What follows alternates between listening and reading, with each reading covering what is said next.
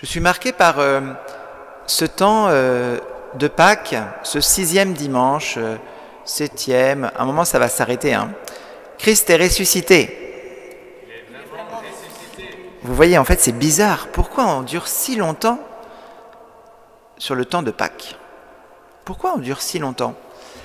Alors on peut dire que c'est parce qu'on a du mal à accueillir la résurrection, et sûrement. Mais pourquoi ça dure longtemps comme ça? Quand on regarde ce qu'ont vécu les apôtres, on nous parle beaucoup des récits de Jésus les premiers jours, le jour même du dimanche.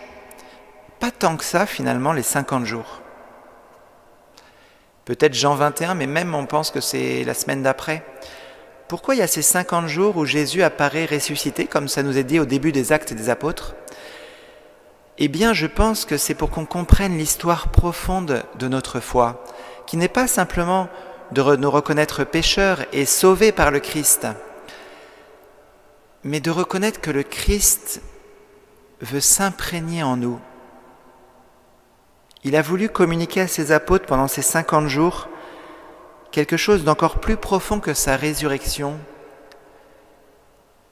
Il a voulu leur communiquer cette résurrection pour qu'elle vienne en eux, vraiment.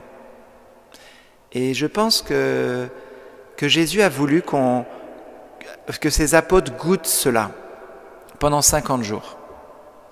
Peut-être pas tous les jours, mais souvent.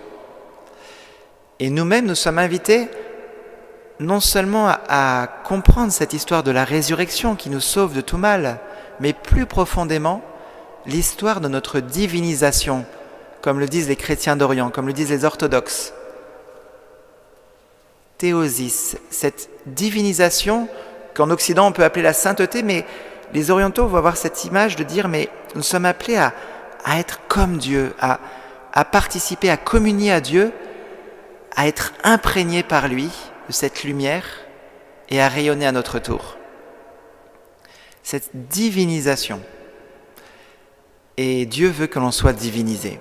Jésus voulait que ses apôtres soient divinisés.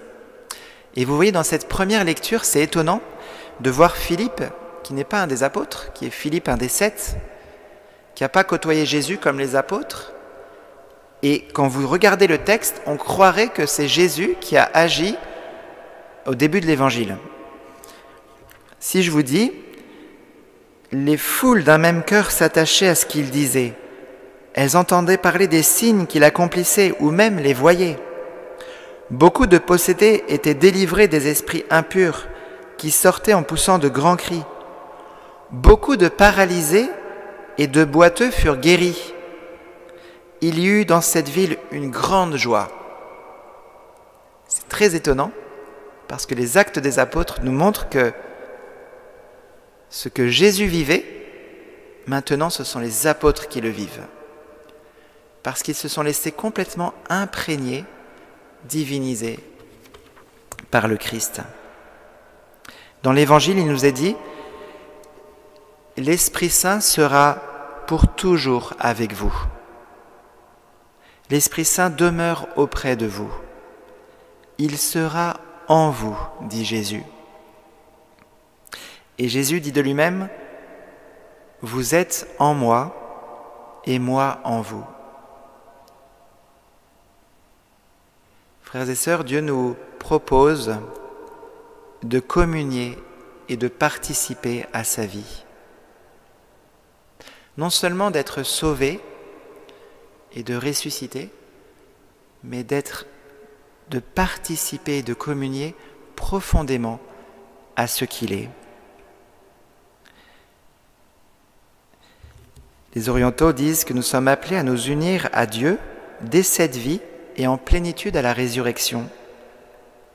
Nous sommes destinés à partager la vie et la nature de la Sainte Trinité.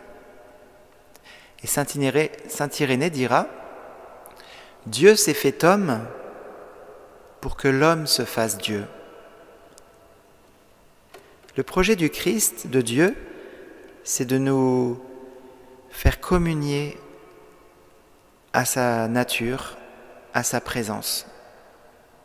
Et que nous soyons comme Philippe, comme Paul, des petits Christ.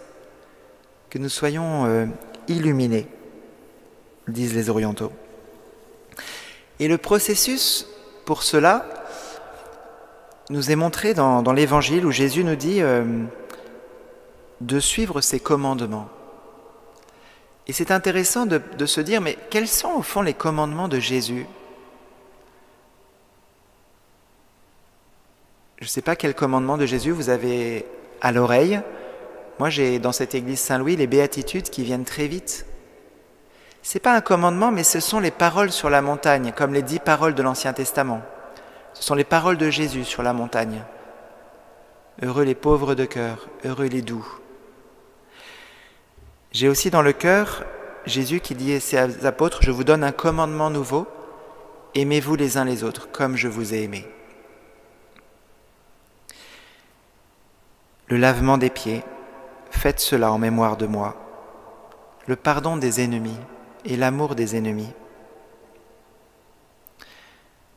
Jésus est doux et humble de cœur et nous invite à des commandements qui nous font avoir ce cœur doux et humble.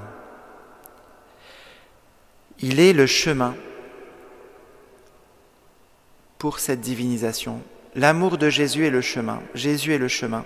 Pour que en nous, ce processus, cette transformation, comme on disait dans la prière de la collecte aujourd'hui, cette divinisation se fasse pendant ce temps qui nous est donné.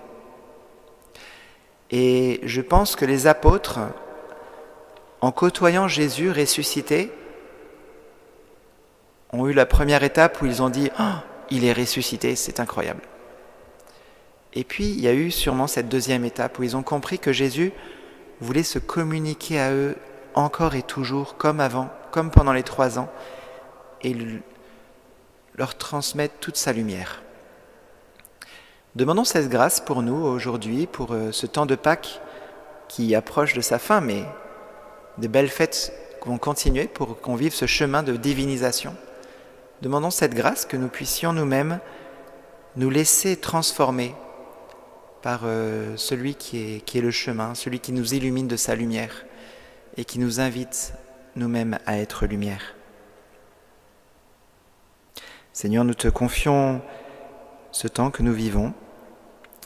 Donne-nous cette grâce de pouvoir nous laisser illuminer par toi, que nous puissions observer tes commandements d'amour davantage pour que notre cœur se laisse transformer, se laisse illuminer, que nous puissions, Seigneur, communier et participer toujours davantage à ta présence.